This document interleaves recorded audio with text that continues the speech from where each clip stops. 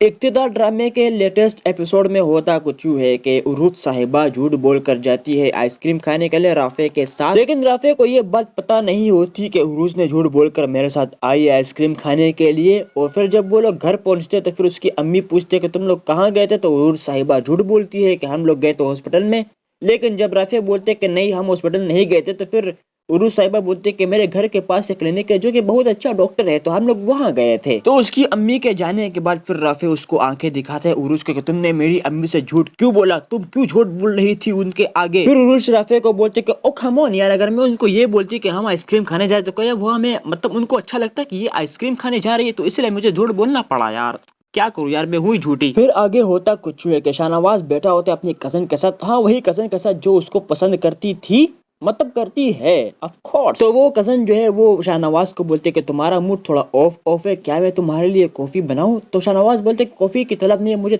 चाय की तलब है, क्योंकि अपन कराची वाले अपन चाय पीते हैं, तो आप ऐसा करें मेरे लिए एक कप अगर आप चाय ले आए तो अच्छा होगा। तो वहां पर होता क्या है कि मेहरून निसा आ जाती है जो कि शाहनवाज की बीवी है, तो वो चाय उनके सामने रख देती है शाहनवाज के सामने, और ये देखकर जो उसकी कजन है शाहनवाज की वो जेलस हो जाती है और शाहनवाज खुद शौक हो जाता है कि इसको कैसे पता कि मुझे चाय की तलब है। तो फिर मेहरून निसा बोलते कि मुझे पता है आपके मूड का, आपका कप चाय पीने का दिल करता है और कप कॉफी पीने का, तो मैंने इसीलिए चाय बना दी। और शाहनवाज की जो कजन है उसको भी काफी ज्यादा जेलस करते हैं मेहरून निसा, और बोलती है उसको कि तुम हमारे हस्बैंड वाइफ के मैटर में क्यों आ रही हो बार बार, हम ऐसा अब मतलब अगर तुम्हारी शादी होगी तो हम ऐसा करेंगे, तुम्हें अच्छा लगेगा इस बात का, तो प्लीज हमारे मैटर में मत घुसा करो। खैर फिर उसके बाद कल शाहनवाज चला जाता है अपनी अम्मी के पास और अम्मी से बोलता है कि ये ड्रामा कब तक चलेगा, आपने तो बोला था मेहरून निसा अगर हम हमारा मकसद पूरा है फिर हम उसको छोड़ देंगे, लेकिन आप उसको क्यों नहीं छोड़ रही अभी। इस तरह अगर चलता रहा तो आपके और मामू के इख्तलाफात भी हो जाएंगे और आपके जो रिश्ता है वो भी खराब हो सकता है। तो वहाँ पर आ जाता है जैन, जैन को जो आपको पता है कि वो छूट जाता है जेल से। तो उसकी अम्मी बोलते थोड़ा सा सब्र करो बेटा, हम इस मामले को सॉल्व करेंगे, लेकिन अभी थोड़ा मुझे टाइम दो, अभी तुम कुछ भी ना करो, आराम से अपनी लाइफ एंजॉय करो। फिर उसके बाद मेहरून निसा की जो बहन है मतलब मुस्कान, वो आ जाती है मेहरून निसा से मिलने के लिए। वो कहती है कि बाजी आप घर पर कॉल क्यों नहीं करती, अम्मी आपको इतना याद करते लेकिन आप कॉल क्यों नहीं करते। तो फिर वो बोलती है कि अम्मी को जैन को माफ नहीं करना चाहिए था, अम्मी ने गलत किया जैन को माफ करके।